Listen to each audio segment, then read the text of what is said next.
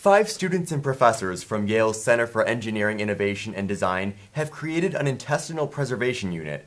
It's the first device ever invented to help safely transport intestines for transplants. That breakthrough, they hope, will make these transplants more available to those in need. Joseph Vinson and Lily Rivkin take a closer look. We're used to this. But what about this? Fragile human intestines.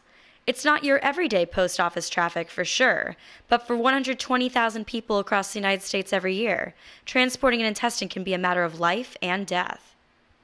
Intestine is the organ that it's most rarely transported, and so this is the biggest concern for doctors. Kidneys, heart, and liver have a good way of being transported, but the small intestine is tricky. Intestines aren't just fragile. Organs are often difficult to transport, but among them, intestines are notorious because their tissue breaks down at such a fast pace. It's not like a kidney or liver, but it's this really long, sort of cumbersome organ to work with, and it's very susceptible to cell injury during transport between. Typically, there is a window of only 8 hours to get an intestine to someone in need. The most common cause of intestinal failure is short bowel syndrome, and if a patient does not receive a transplant, they will not be able to absorb water, vitamins, and other nutrients from food to sustain life. But 5 innovative Yale students have designed a groundbreaking new transportation unit to solve this problem. So we did most of our work in the Yale Center for Engineering, Innovation, and Design because that's where our class was held.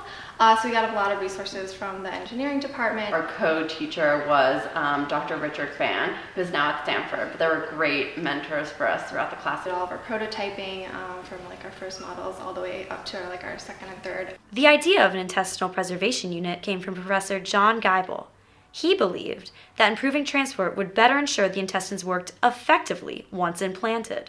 So we tested two different versions of our prototype in 2 different experiments using a pig intestine. After 2 trials with pig intestines, results show that their new transportation unit significantly improved the quality of the tissue in comparison to a standard cooler.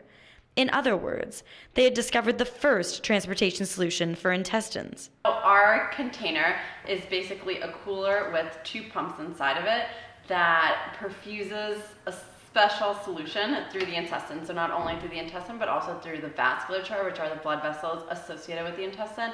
And so it keeps the solution running for 8 hours within 4 to 8 degrees, and it keeps the viability of the organ high during transport. The 5 students are graduating, but they plan to transport their project with them beyond Yale's walls.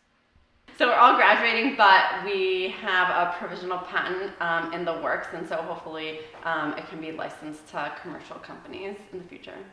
Moving from the lab to the medical clinic, this project has the potential to change lives nationwide and across the globe. I've been working with organ procurement organizations, which are organizations that organize organ transplant. And so we would definitely roll it out, regionally first, test it out regionally, and then expand it nationwide. This has been Lily Rivkin and Joseph Vinson for YTV. In May, the group will present their work to the Society for Surgery of the Alimentary Tract. It's the world's leading educational forum for those working in gastroenterology and other related fields.